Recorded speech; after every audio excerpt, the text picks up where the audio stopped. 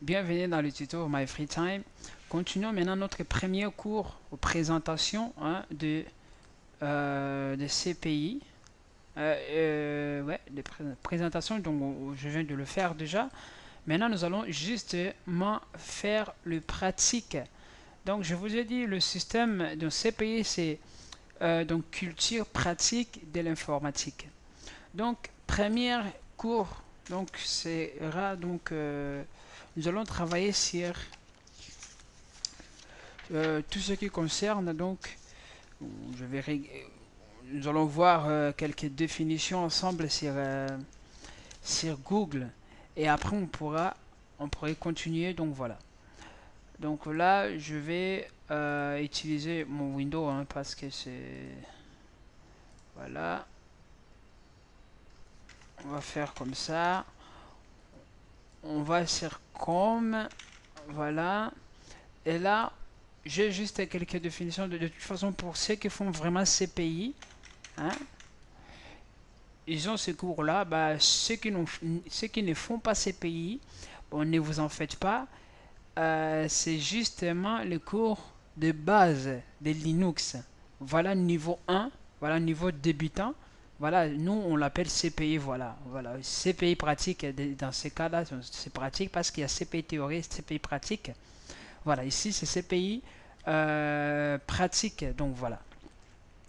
Donc du coup, nous allons apprendre qu'est-ce qu'un kernel. Donc kernel c'est quoi? Ben, c'est un noyau des systèmes d'exploitation selon Wikipédia, ou simplement les noyaux. Voilà, kernel c'est donc c'est une partie fondamentale de certains systèmes d'exploitation. Système d'exploitation, ça veut dire que Windows, Linux, Mac OS, voilà.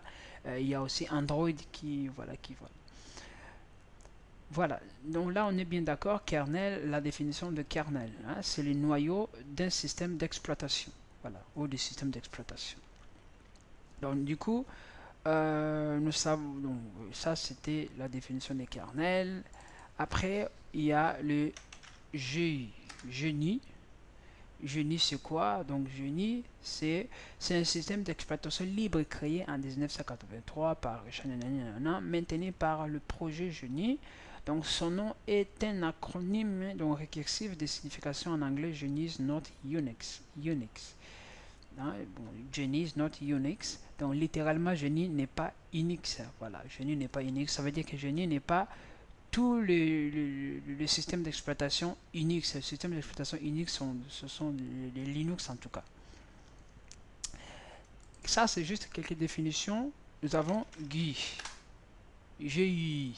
Donc GUI c'est quoi? Ici la définition nous dit que GUI est un sigle qui signifie Graphical User Interface, donc interface d'utilisateur, je ne sais pas comment les traduire en anglais, mais c'est déjà écrit là-bas, interface graphique, voilà. Merci. En informatique, voilà. Donc GUI est une abréviation qui signifie, bon, là, si vous voulez vraiment tout lire, donc vous allez sur Wikipédia et lire. Donc GUI, c'est justement interface graphique. Là, on est bien d'accord. Ça veut dire que lorsque je clique comme ça, je travaille sur les interfaces graphiques. Tout ce que je fais là, je travaille sur GUI graphique. Si je vais travailler sur l'autre système, euh, ça sera maintenant. Bon, là, c'est pas graphique. Parce qu'on écrit les commandes comme ça, c'est pas graphique du tout. Voilà. Donc voilà. Donc ça c'est GUI. Après il y a quoi? Il y a CLI. Donc CLI, CLI. CLI, c'est quoi? Donc c'est un sigle qui peut désigner Command Line Interface. En français, c'est interface en ligne de commande. Donc du coup, on sait la différence maintenant entre GUI et GUI. GLI et GUI. Donc GLI, c'est interface graphique. GUI, c'est interface graphique. Et GLI, c'est CLI, pas GLI, c'est CLI, interface de ligne de commande. Voilà. Là, on sait déjà cette différence-là. Mais maintenant, cette interface-là, normalement, la ligne de commande, Ça veut dire qu'il faut l'interpréter parce que l'ordinateur ne sait pas lire. Lorsqu'on écrit papa, il ne sait pas lire que c'est papa. Il faut l'interpréter. Alors le fait de l'interpréter, donc ça veut dire que les GLI là, les GLI parties des commandes, il utilise en fait les systèmes qu'on appelle les interpréteurs des commandes. Voilà. Alors si sous Windows normalement, Windows il a commencé avec ses euh, MS-DOS. MS-DOS. Windows a commencé avec celui-là, MS-DOS. Hein, beaucoup le connaissent. Windows a commencé avec MS-DOS. Mais Linux maintenant, Linux lui a Bash. Linux a Bash. Bon, Bash, voilà, ça c'est un truc. Voilà, Linux a Bash, il est là. Linux a Bash. Et il y a Bash, Bash, il y a plein de versions. Hein. Il y a SH, voilà, il y a SH, il y en a plein. Il y en a plein. Mais bon, on s'arrête juste à Bash. Ce sont des interpréteurs de commandes sous GNU Linux. Bon, ça, c'est juste quelques éléments que je voulais que vous sachiez. Hein, voilà. Alors, sans plus tarder, donc sans plus tarder, je vais maintenant vous présenter comment on écrit les codes, hein, les codes sur Linux. J'ai besoin de mon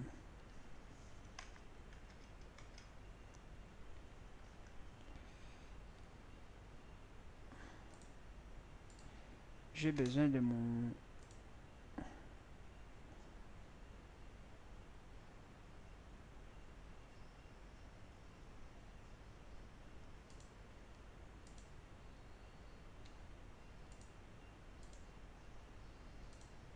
j'en ai besoin périphérique, non, j'en ai besoin là.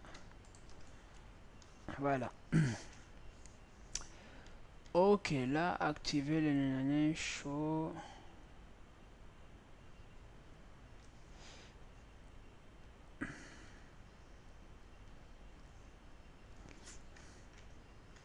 Alors, syntaxe maintenant. Pour écrire une commande,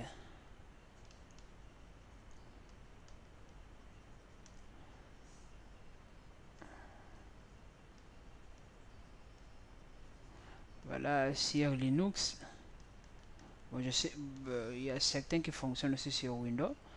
Comment ça se fait? Donc ici, on écrit une commande. Voilà, ça c'est le prompt. Commande, là on écrit option. Je mets des crochets comme ça pour dire que c'est optionnel, c'est facultatif, pardon. Et là on écrit quoi? On écrit les paramètres. Voilà. Commande, option, paramètres. Bon, des fois, c'est au pluriel aussi, hein. Il y en a plein. Supposons, je vais écrire par exemple,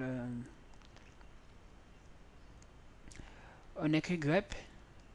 Je vais faire les grep ou je peux faire grep.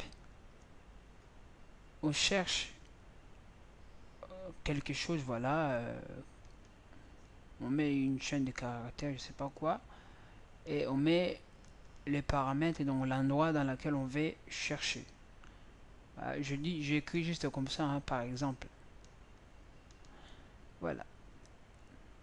Ou exemple encore, toujours dans les cas d'exemple, ls, je mets cette commande là, voilà.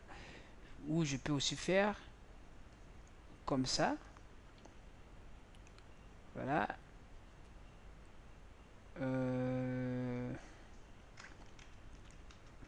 Je vais faire, voilà, je fais comme ça. Il y a un fichier, point texte, je fais les pipes, on verra tout ça, et je les coupe, je mets les limites, je limite par ces deux points, et F je dis troisième. Donc on voit que ça c'est mon commande, je mets les paramètres et je mets l'option et je mets les paramètres de cette commande. Voilà. Donc ça c'était juste pour vous faire une petite introduction sur ce que nous allons voir. Ça c'est toujours c'est vraiment pour les débutants. Hein. Je ne vais pas faire beaucoup de choses. Je vais vraiment rester dans les cadres des CPI. Donc je pense que je vais utiliser... Oh non. Non, non, non, c'est bon. Donc on dit salut, on se revoit, à bientôt.